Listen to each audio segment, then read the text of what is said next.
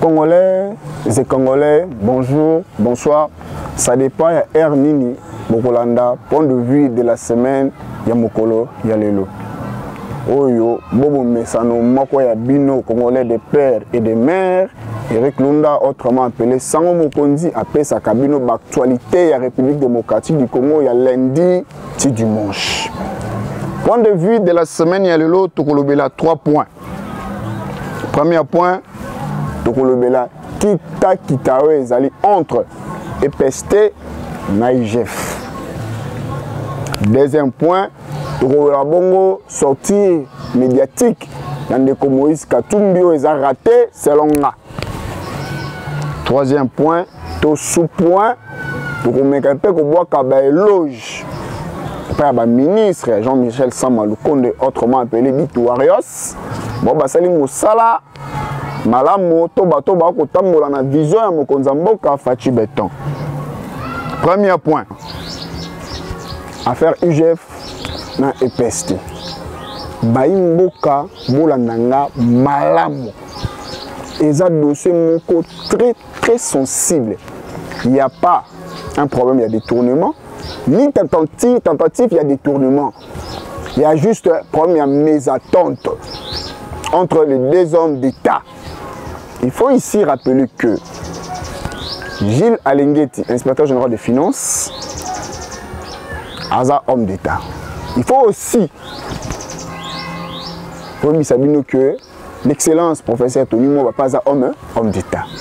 Les deux personnalités vont travailler pour la vision ya Mokondi Mboka Fachi Béton. Gilles Alengueti na kone osa mosa malabo biso nyonso ba imboka toko sepela nango toko bwa kele ba fleur. Grâce na yele lo bato ba komi pe ko banga ko iba na kesi ya l'État.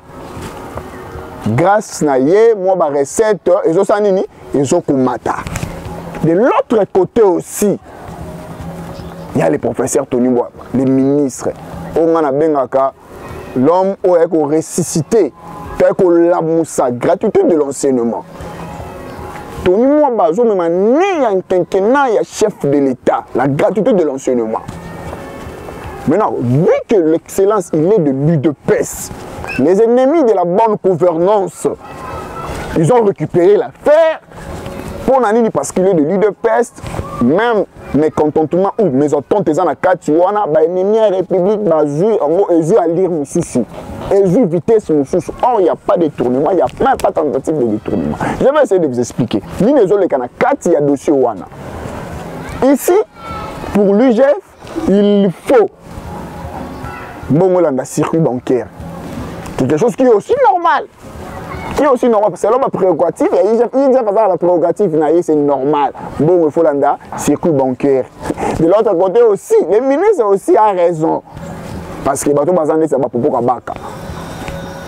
Bateau bazane c'est ba chukuna ba chukuna ba suka. Bateau bazane ba kabeka monga na suka suka kuna.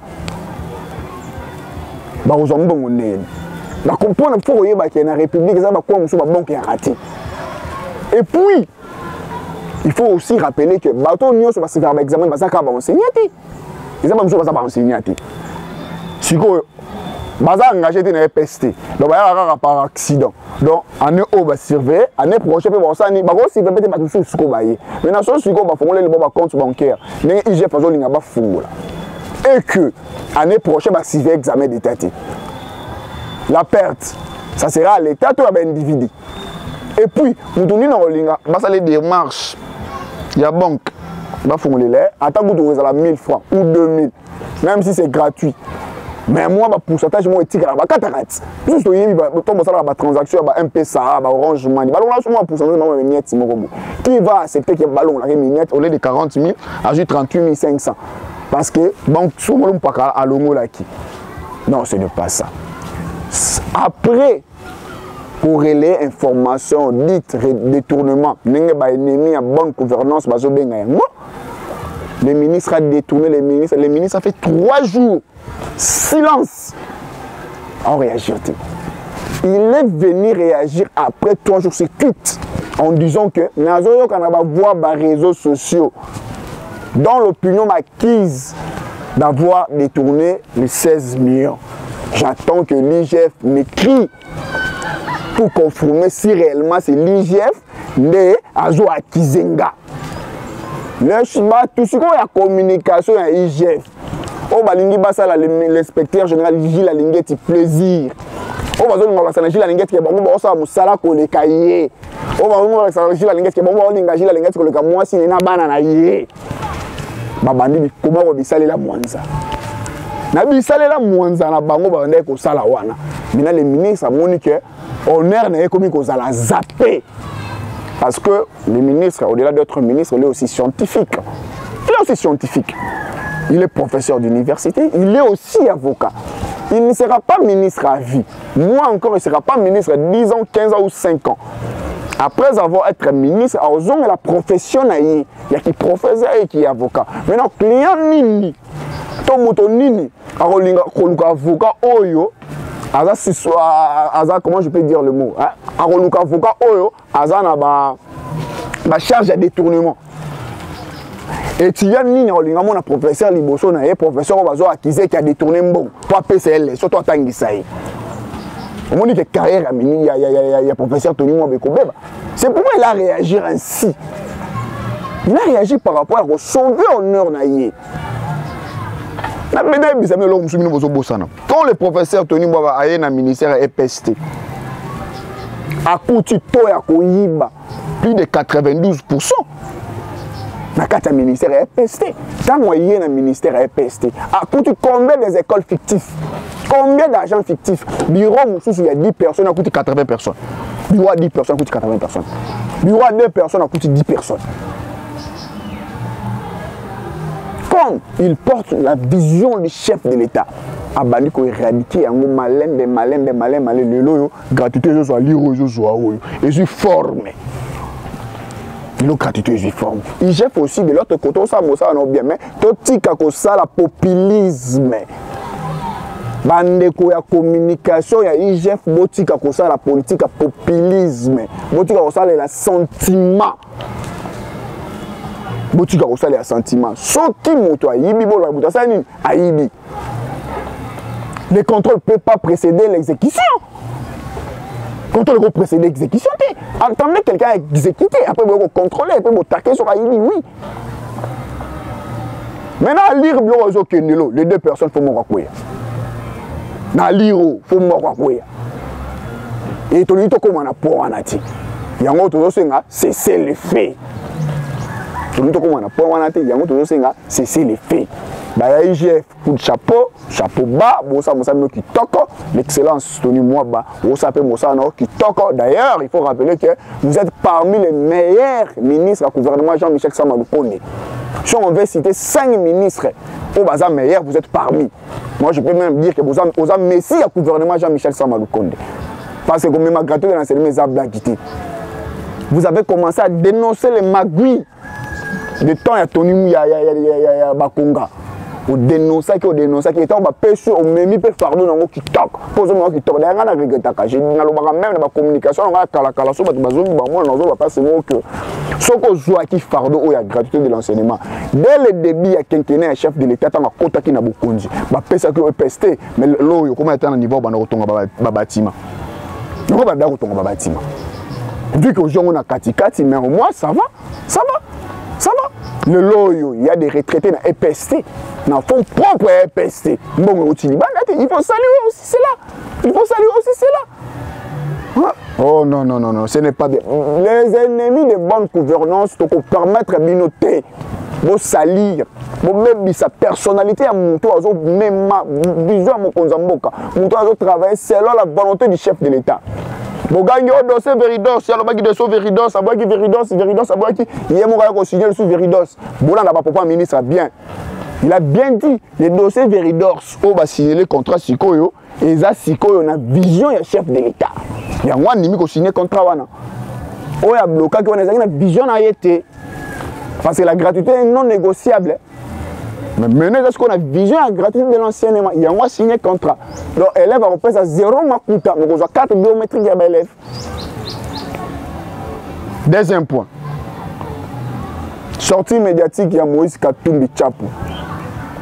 Il y a président ensemble pour la République. Oui, il y a un monde qui a passé. carrément na kambo rapena ba homme politique ya mboko yo. Ah! Le nom de Moïse Katumbi Tchapoué, il dit que on peut pardonner les gens comme les Caleb Mouton, les Caleb, les John Numbi, les Kinkabi Karoubi. Oui, on peut leur pardonner. Tant on de Moïse Katumbi Zolubayango, na jeune Afrique, est-ce que Taliba famille à Thérèse Kapangal, au Tali famille à Rossi Mukinsi, au Taliba famille à bateau, à combattant, il des personnes qui vont brûler le siège na bango. Au Taliba peuple congolais na Missou. Pourquoi pour vos intérêts politiques, pour vos intérêts personnels, vous voulez zapper toute une liste ya baninga? Il y a malamuté. Il y a mal. Et on a besoin de Congolais, Baimboka. Likambu ya Congo, on a besoin de Sabino. Biso Nyon, surtout Sanga Nobel, le roi la moto morte en Sima Tshisekedi. Félix est l'homme qu'il faut à la place qu'il fallait, ce qu'il faut de Boubana français. Fachi. To batila ye Félix a komema biso esika obisto lota to koma. Tango bozoloba, nazaka na dossier Katumbi. Keo kozala président Union africaine eza chansard. Kozala président SADC eza nango chansard ezara tournante. Donc étant badé ko baluka écouter président de la République démocratique du Congo yango azu. Tout ça l'exercice mon ke biso na bino na bandako. 18 ans à Rennes. Joseph Kabila Kabangi. Plus 2 ans à Mouzé Laurent Désiré Kabila. Ça fait 20 ans. Bon, on a tourné. Et mon affaire RDCT pendant les 20 ans. Et quand même on peut faire. Il y a une Afrique quand même on peut faire. Mais en tant que Bano Baluka, SADC pendant 20 ans. Et mon République démocratique du Congo, CAC, et mon a quitté. Beaucoup de messana. Bino, beaucoup de messana. Vu que tu es mama bé motema lukundu donc nous sommes pour nabino zakaka mabe nous sommes pour vous ce que Fati fait ici bakate. Vous oubliez que Fati est l'homme de la situation difficile. Fati est l'homme des situations difficiles. L'homme des situations difficiles. 3 ans il a réussi à détourner la Kabylie, à déboulonner la Kabylie dans 3 ans. Il a réussi dans 3 ans qu'on instaurer état de siège. Il a réussi dans 3 ans pour ça la banzela place nous beaucoup quitté pendant 18 ans. Il a réussi dans 3 ans pour faire de sa liberté des expressions. Ganga finga ozoi nanda kuno lali mutakolobela yo alité. Nos amis de Ensemble pour la République. Je vais vous rappeler une chose. Contexte obino bobimelaka un peu en 2011. Dans le 2021 il y a un démonté. Mutako saminoté. 2015, ce mouvement qui a gouvernement à l'époque, vous avez 3e penalty. Wana, vous avez raison, vous avez un qui na G7. Mais les lois, en 2020, contexte, vous imaginez quand un individu a menacé l'institution. Un individu a menacé l'institution. Katumbi Lobby a une ligne rouge. Ce qui est loi Tchani, la proposition loi Tchani, la proposition au Kaka. Dans la section septembre, ce qui va désigner président en CNI sans consensus, il y a une union sacrée. Nous avons zéla na mona de Katumbi Robimé union sacrée. Nous avons kufa na posa ko mona Katumbi abimana union sacrée. Nous avons zéla pena na mona place Katumbi Robimana union sacrée. Non, au-delà de tout, il faut être aussi patriote. Au-delà de tout, il faut être aussi patriote. Donc on a yo, on a caprice na yo. Mboka ekweya, mboka koulé pour na se pelisa Katumbi. Pour na Katumbi de père et de mère té. Pour na Katumbi muto azana compétence. Muto azana méritocratie, azala présidence sénité pour Katumbi roba a rolonga union sacrée. Papa, porte le côté là qui oyebi yango robimano union sacrée. Félix restera président. Peuple congolais lingara Chilombo, ba benge ka béton. Tango yaki union sacrée côté ba benge béton. So po bimi article la pekaka béton. Belo moto le mwanango. Nos ministres de la République démocratique du Congo. Ba o bossa musa malam. Na loba ki yango semaine passée. soki osala mosala malamu ngai na otanga kombo na point de vue de la semaine na otanga kombo no le ministre de l'économie. Non. Félicitations. Mais j'ai aimé le salaire que j'ai dit passer. 5 h du matin à l'aéroport international de l'Angile. 5 h du matin à l'aéroport international de l'Angile. Ministre a commis. Avec vérifier ceux qui arrêtent les côtés en exécution. Pourquoi pas l'indiquer qu'au 5 h peu ou qui dans la chambre forte news. Ouais, mine na bando Pakistan. Au kiti benara no butaki. Ceux qui disent de canina monnaie de boum. Il faut obéir Mibeko. Tout le monde doit être soumis devant la loi. Boutaza Nicolas Mibeko Azate. Excellence, vraiment, coup de chapeau. Moussala Kitoko, ministre de l'économie. Voilà, soutien Nanga. Chaque fois, on point de vue de la semaine. L'excellence Nicolas Kazadi aussi, le ministre de la Finance. Vraiment, félicitations. Moussala Kitoko. Moussala vraiment Kitoko. Tout le monde a une recette. Mais, excellence, il faut la DGDA malam. DGDA na DGI. Il faut que tu aies un malam. Il faut que tu aies un malam. Mais, c'est vraiment Moussa Yossala malam. Maman Bazaïba aussi dans l'environnement, ça va. L'excellence Didier Moudimbo aussi. Ça va, Moussa Yossala Kitoko. Le messie du gouvernement, l'excellence Tony Mwaba, l'infatigable. Vosa Boulot Kitoko. Badongolo miso ga ande bali ba kota na je bali oh ba il rien osa msa malam osaka Messi et continuer boulot za nango kitoko le ministre de la santé aussi Jean-Jacques Mungani oui osa malam vraiment bien ministre du transport national excellent Chéribert Okendi secteur wana mafiza makasi surtout au niveau provincial donc il y a un gouverneur de la ville à l'objet qui a mis 500 francs à 1000 francs et va chauffer va foutre dans parking et bien ba million qui n'a pas IGF pourquoi il y a un IGF le ministère provincial avec IGF on a regardé l'inspecteur Gilles Alengeti l'homme du chef il y a le ministère provincial il y a transport et pas Mbokoso il y a un wana ba imboka bazoli la to ya kana wana yakana wana yakasana musala place wana po wana je vous dis mafia za wana makasi mafia wana za makasi peuple congolais tellement to sangana lokola moto moko to za na sima Tshisekedi Félix est là pour nous tout le monde a tendance politique oh té tout le monde a congolais. Il est le tout premier président de ces pays. Il a sa volonté et il mérite notre soutien. Il mérite de soutenir.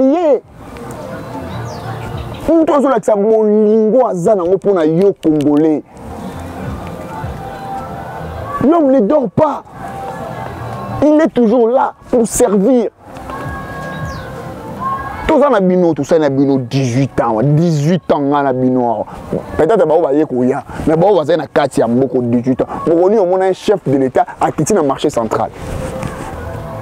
Chef de l'État dans le marché central. Vous voyez un chef de l'État dans l'université de Kinshasa. Vous voyez chef de l'État dans l'IPEN. Vous voyez. Nous avons vu Félix dans tous ces coins. Il était dans le grand marché, il était à l'Unikin, il était à l'UPEN. Non, peuple congolais, mon toit, qu'on s'est ôté. Tout battre la honte, zamba pessimiso. Mon toit, qu'on s'est ôté. Oh non, moni, baliba tombe la guerre, mon tribal. Oh, balouba, baloba qui baroniata bateau, le col en caillant ça. Oh, balouba, balobi, mais j'ai dit une chose. Balou Babazao. Depuis que Fachi est au pouvoir, pour moi, je dis Bandeko, jusqu'à présent, Bazo se comporter moi malam. Bandeko, jusqu'à présent, Bazo se comporter moi malam. Contrairement à Obatu Baloba, qui est Bazo beaucoup de Niatabatu. Yo moni, dans l'administration publique, Lelo, tu loues ça?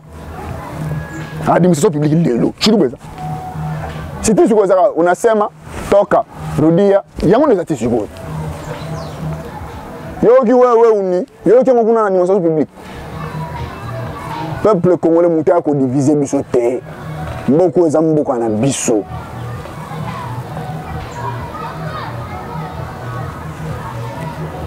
Je crois na komi na souka na yesko na englobé message na nga ya point de vue de la semaine ya lelo. Na moni qui a déjà na bomi moto entre EPST na IGF. Di camboyalité. Détournement ezate, tentative ezate, tentative ya détournement ezate, ezaka incompréhension entre les deux hommes d'État. Maintenant, les acolytes au bas soutenaka les deux hommes d'État, les baliba la qui s'assure en face du monde que au hasard meilleur, au pays hasard meilleur, mais bon on n'y sur ça mosala qui toque. Maintenant, les ennemis de la bonne gouvernance, les ba récupérer locaux yo, ba matisser en haut de la place publique, ils ont à lire au Jésus. Pourquoi? Parce que Tony Mwaba, il est ministre de l'UDPS. Il vient de la famille politique du chef de l'État. Il y a un moni, ben ennemi à la République, ba sali logonde ba sali. Et puis, dans le bel du Kabou, il y a sorti médiatique, il y a un président, Moïse Katumbi, il y a un président ensemble pour la République. Monsieur Moïse Katumbi, au-delà de la politique, il y a un Alina Motema. Bato yo, ozolo baketo ko limbisa bango. Tant le chef de l'État lobaki a confiné dans le passé te, yo sepela ki na popo wana te. Yo ala ki contre yango. Mais le loyo, pour avoir intérêt personnel na yo. Tu as jugé que balimbisa bango babosa na mabenyo so basalaki mais otali famille ya Rosimo Kendite otali famille ya Thérèse Kapangala te otali famille ya ba combattant UDPS so bazala briller na permanence te otali biso ba oto zoka gaz te oto zoka fimbo otali biso te mais nzambe na biso akelo mawa na lobeli pe pona lobaki na point de vue de la sénat na lobela ba ministre bo sans mosa malam et puis na obak sa mo lobela pe so ba gouverneur o bo sala mo sala na vision chef de l'État na lobela bango. Je crois la semaine prochaine équipe d'investigation il y a point de vue de la semaine to kitana nous to nous comment to sala poto kotana mamba ville à Kinshasa parce que Kinshasa na promettre mais non lobela on semaine mais je pas eu le temps nazaki pena focaliser na likambo ya peste na IGF na likambo ya ministre de l'économie na bandaki vraiment ko la investigation na tala ndenge nini mosala zo sala mona na biso leki malamu nde bomoni na zui temps ya ko sala investigation te na makambo ya Kinshasa. Mais je vous promets samedi la semaine prochaine et vous allez Kinshasa pena vous allez la prendre na ordre du jour toko lobelango na pesi merci mingi abatu nyonso bazora temps ya ko tshaba mega na bango ya ko fa liboso téléphone ya na point de vue de la semaine.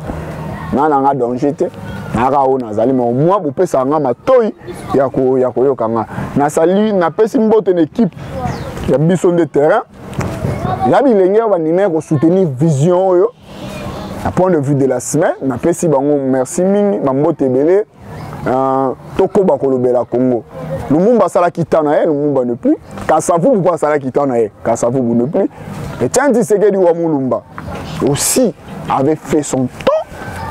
Aujourd'hui, pourquoi pas nous la jeunesse, autre qu'on relève via l'obito ça la peut tourner à biso. Pourquoi pas biso peut dénoncer le mal? Parce que demain ça sera notre tour de diriger. Donc nous avons cet intérêt de dénoncer le mal. Nous avons cet intérêt à koloba pour batuba yo kabiso. Bilenge bande ko na ngai ba jeune bazalo ko ngai. Totika bombe. Totika bombe loko neza mabe makasi. Déjà, tout à l'année, tu as la campagne contre Bombé. Tout à la peine, tu as partenaire, tu as la campagne lutte contre Bombé. Tu as un combo, Bombé. La jeunesse, c'est nous qui vont diriger ces pays demain. C'est nous qui vont diriger demain la République démocratique du Congo. Quand on se comporte de la sorte, nos vieux qui sont devant nous. Dans un monde où il critique la ndene. Et ça on peut passer. Vraiment, je vais voir comment je peux faire pour lancer campagne dans toute l'étendue de la République contre le phénomène Bombé. Parce que je vais lire Moussoussou. Aujourd'hui, les gens qui sont là, qui sont dans la nimba, agent de l'ordre de la police, azobina yemoko sous les faits à Bombay. Soldat, oazana mosala ko défendre territorial, azoningisa makolo sous les faits à Bombay. Non, nous disons non. Non à ce phénomène. Non, non, non. Je dois mourir pour le Kossani. Et si là, je me prépare vraiment pour lancer campagne contre Bombay. Je me prépare. Je suis en vie